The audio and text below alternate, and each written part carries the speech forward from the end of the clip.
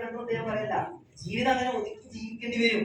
പിന്നെ ഇപ്പൊ പെൻഷൻ ആനുകൂല്യം പലരും കണ്ടുകൊണ്ടിരിക്കുന്നതാണെങ്കിൽ ഇപ്പൊ പെൻഷൻ ആനുകൂല്യം എടുത്തുകളയാകുമ്പോ ഇപ്പൊ നിങ്ങൾ കൊടുത്തോണ്ടിരിക്കുന്നത് എങ്ങനെയാ? ഇങ്ങനെ കൊടുത്തോണ്ടിരിക്കുന്നത് അവരുടെ ശമ്പളത്തെടുത്ത് കൊടുത്തോണ്ടിരിക്കുന്നത്. കുറച്ച് കഴിഞ്ഞാൽ പെൻഷൻ പോലും ഇല്ലാണ്ട് ആളുകൾ പണിയെടുക്കാൻ ഇവിടെ ഉണ്ട് റെഡി ആയിട്ട്. മനസ്സിലാവുണ്ടോ? അതിന്റെ അട്രാക്ഷൻ പോവാണ്.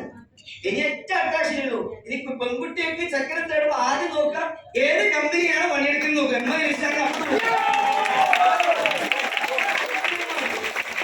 വർക്ക് ചെയ്യുന്ന ആളുകൾക്ക് പെണ്ണിട്ട് വിചാരിക്കരുത്.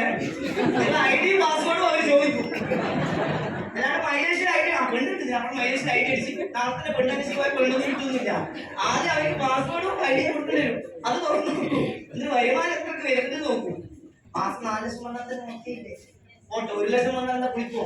മാസത്തിൽ ആഴ്ചയിൽ 25,000 വന്ന ഒരു മാസത്തിന് അത് പറഞ്ഞപ്പോ ഓർമ്മിച്ച പണ്ട് എന്റെ വൈഫ് പറഞ്ഞു 25,000 ആഴ്ചക്ക് കിട്ടുമ്പോ നമുക്ക് 1 ലക്ഷം കിട്ടിയില്ല വരുമാനം, സന്തോഷത്തോടുകൂടി ജീവിച്ചൂടെ?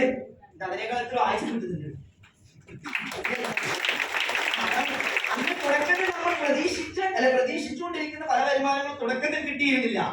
പക്ഷെ ഇത് പ്രതീക്ഷിക്കാത്ത പല വരുമാനങ്ങളും ഇപ്പോ കിട്ടുന്നത്. അതിന്റെ പേരാണ്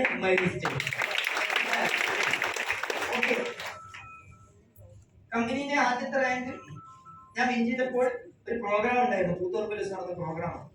നമ്മുടെ ഗ്രേറ്റ് ലീഡേഴ്സ്